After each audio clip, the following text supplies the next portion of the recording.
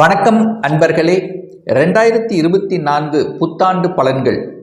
இந்த 2024ஆம் ஆண்டிலேயே அனைவருக்கும் அனைத்து விதமான வளங்களும் நலங்களும் பெற நவ கிரகங்களினுடைய நல்லாசிகள் பரிபூர்ணமாக கிடைக்கட்டும். அனைத்து நேயர்களுக்கும் இந்த 2024 புத்தாண்டு வாழ்த்தினை தெரிவித்துக் கொண்டு, இந்த புத்தாண்டானது வருகின்ற மார்கழி மாதம் 16ஆம் தேதி, அதாவது திங்கட்கிழமை அன்று சிம்ம ராசி, அதாவது பூர நட்சத்திரத்தில் கன்னியா லக்னத்தில் பிறக்க இருக்கிறது.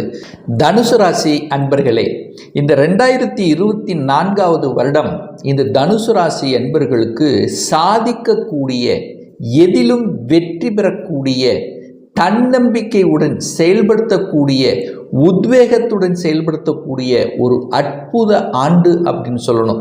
ஏன்னா இந்த வருடத்தினுடைய தொடக்கத்திலேயே உங்களுடைய ராசி அதிபதி என்று சொல்லக்கூடிய குரு பகவான் 5ஆம் இடமான பூர்வ புண்ணியஸ்தானம் பஞ்சமஸ்தானத்தில் அமர்ந்து கொண்டு உங்கள் ராசியை பார்ப்பதும், 9ஆம் இடமான பாக்யஸ்தானத்தை பார்ப்பதும், 11ஆம் இடமான லாபஸ்தானத்தை பார்ப்பதும் அனைத்து விதத்திலும் நன்மைகளையும் ஏற்றத்தையும் மாற்றத்தையும் புகழையும் தரக்கூடிய ஒரு ஆண்டு அப்படின்னு சொல்லலாம்.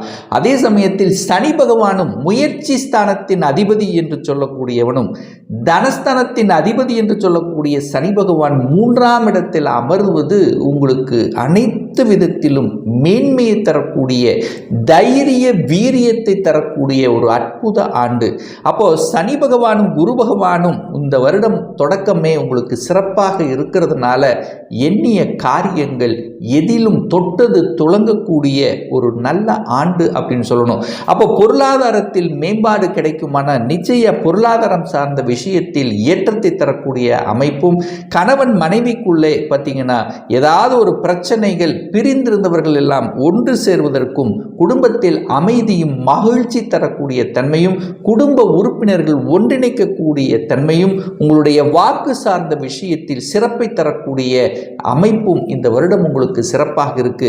அப்போ 3ஆம் அதிபதி 3ஆம் இடத்திலேயே இந்த வருடம் முழுவதும் அங்கேயே இருக்கிறதுனால, அந்த சனி 3ஆம் இடத்துல இருக்கிறதுனால உங்களுக்கு ஜெயத்தை தரக்கூடிய அமைப்பும், தைரிய வீரியத்தை தரக்கூடிய அமைப்பும், புதிய நண்பர்கள் உங்களுக்கு கிடைக்கப் பெறுவார்கள். நண்பர்களால் அனுகூலம், ஆதாயம், சகோதர சகோதரிகள் மூலமாக நல்ல ஒரு மேம்பாடு தரக்கூடிய அமைப்பும், அதே சமயத்தில் பார்த்தீங்கன்னா வியாபாரம் சம்பந்தப்பட்ட எந்த வியாபாரத்தில் இருந்தாலும் அந்த வியாபாரத்தின் மூலமாக கூடுதல் அனுகூலங்களை தரக்கூடிய தன்மை இந்த வருடம் உங்களுக்கு சிறப்பாக இருக்கிறது. மாற்றங்களை எதிர்பார்க்கலாம். எந்த மாற்றம் இருந்தாலும் அந்த மாற்றம் உங்களுக்கு நல்லதாகவே இருக்கும். திடீர் பயணங்கள் ஏற்படுத்தும். அந்த பயணங்கள் மூலமாக நல்ல பல அனுகூலங்கள்.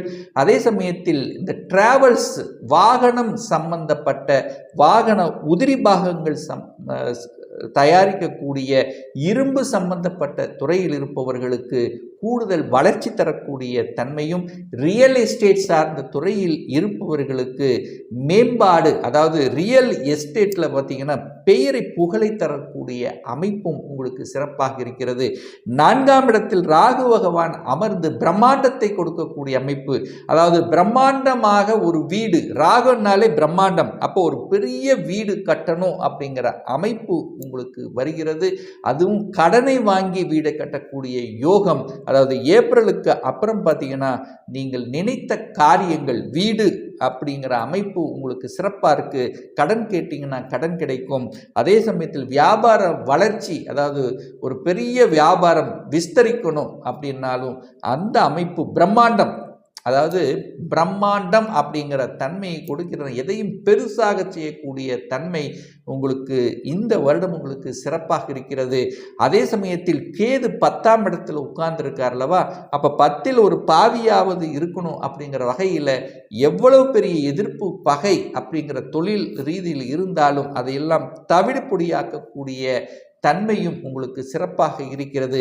5ஆம் இடத்தில் குரு பகவான் உட்கார்ந்திருக்கார் பார்த்தீங்களா, அப்போ குழந்தைகளால் பெருமை, குழந்தை நாள், குழந்தை நலம், குழந்தை சம்பந்தப்பட்ட அனைத்து விதத்திலும் நற்பலன்கள் கிடைக்கக்கூடிய தன்மை, குழந்தையினுடைய படிப்பு சார்ந்த விஷயங்களில் சிறப்பு, குழந்தை பிறப்பு சார்ந்த விஷயத்தில் அனுகூல வாய்ப்புகள் என கடந்த சில மாதங்கள், அதாவது கடந்த லாஸ்ட் இயர் பார்த்தீங்கன்னா அந்த குருவோட அந்த ராகு இணைவு பெற்றிருந்தார் அல்லவா, அப்போ அந்த குருவை கெடுத்தது, அப்போ குழந்தை பிறப்பில் தடையை கொடுத்தது, சிலருக்கு ட்ரீட்மெண்ட் கொடுத்தது, சிலருக்கு செலவு செய்ய வச்சது.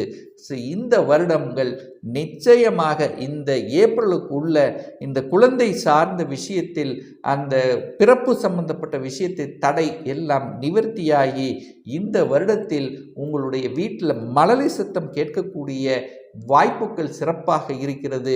அதே சமயத்தில் வெளிநாட்டு வாழ்க்கை, வெளிநாட்டு சார்ந்த விஷயங்கள், அதர் ஸ்டேட் சம்பந்தப்பட்ட விஷயத்தில் அனுகூல வாய்ப்புகள், அதாவது நீங்கள் ஒரு எக்ஸாம், அதாவது ஒரு கவர்மெண்ட் வேலைக்கு தான் போகணும் அப்படின்று உறுதியாக இருக்கின்ற இந்த தனுசு ராசி என்பவர்கள் நிச்சயமாக கவர்மெண்ட் ஜாப் கிடைக்கக்கூடிய தன்மை, அதுவும் பார்த்தீங்கன்னா உங்களுக்கு சென்ட்ரல் கவர்மெண்ட் சார்ந்த விஷயத்தில் அனுகூல வாய்ப்புகளை உங்களுக்கு ஏற்படுத்தும்.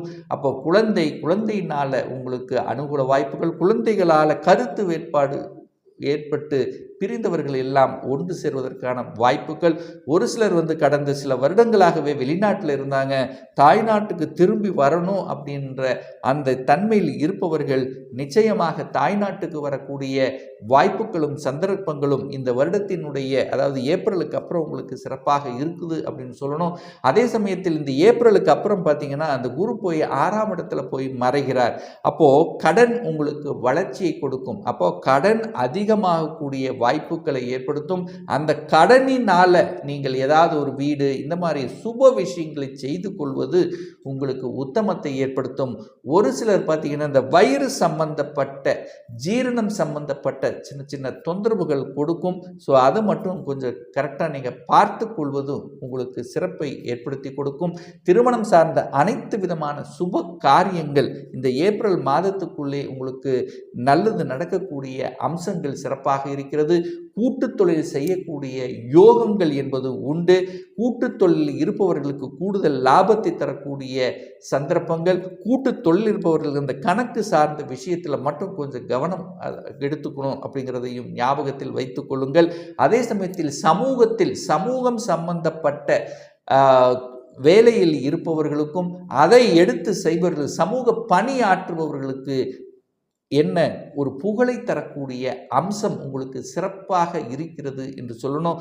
ஏன்னா இந்த வருடத்தினுடைய தொடக்கத்திலே பார்த்தீங்கன்னா பாக்யாதிபதி என்று சொல்லக்கூடிய அந்த சூரிய பகவான் உங்களுடைய ராசியிலேயே அமர்ந்து கொண்டு குருவினுடைய பார்வை பெற்றிருக்கின்ற காரணத்தால் இந்த வருடங்கள் ஒரு நல்ல பாக்கியம் உங்களுக்கு கிடைக்க பெறுவீர்கள். ஸோ எந்த பாக்கியம் எனக்கு கிடைக்கல அப்படின்னு நீங்கள் நினைச்சிட்டு இருக்கிறீங்களோ அந்த பாக்கியம் உங்களுக்கு கிடைக்கக்கூடிய அமைப்பு. பணம் இருக்கிறது, காசு இருக்கிறது, ஒரு நல்ல வேலை இருக்கிறது, நல்ல தொழில் இருக்குது, ஆனால் எனக்கு குழந்தை பாக்கியம் இல்லைன்னா நிச்சயமாக குழந்தை பாக்கியம் உண்டு. ஆனால் குழந்தை இருக்கிறது, ஒரு நல்ல செல்வ சேர்க்கை தான் நமக்கு சேர்க்க மாட்டேங்குது, எத்தனையோ தொழிலை செய்த லாஸ் ஆகுது, ஒரு தொழில் அமையல என்று இருக்கின்ற இந்த தனுசு ராசி என்பவர்களுக்கு நல்ல தொழில் அமையக்கூடிய பாக்கியம் உங்களுக்கு கிடைக்க போகிறது.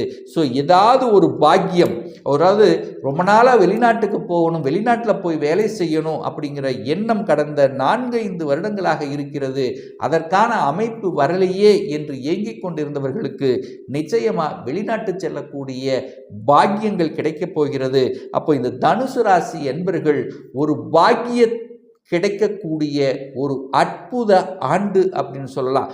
அதே சமயத்தில் பார்த்தீங்கன்னா இந்த வருடம் நீங்கள் எண்ணியது நடக்கக்கூடிய தன்மை, எந்தெந்த விஷயங்களில் கடந்த காலத்தில் எந்தெந்த விஷயங்கள் தொய்வு ஏற்பட்டு தோல்வியுற்று அதை பாதியில் முடிக்காமல் இருக்கிறீர்களோ அதை எடுத்து செய்து சாதனை படைக்கக்கூடிய ஒரு வருடமாக உங்களுக்கு அமையும்.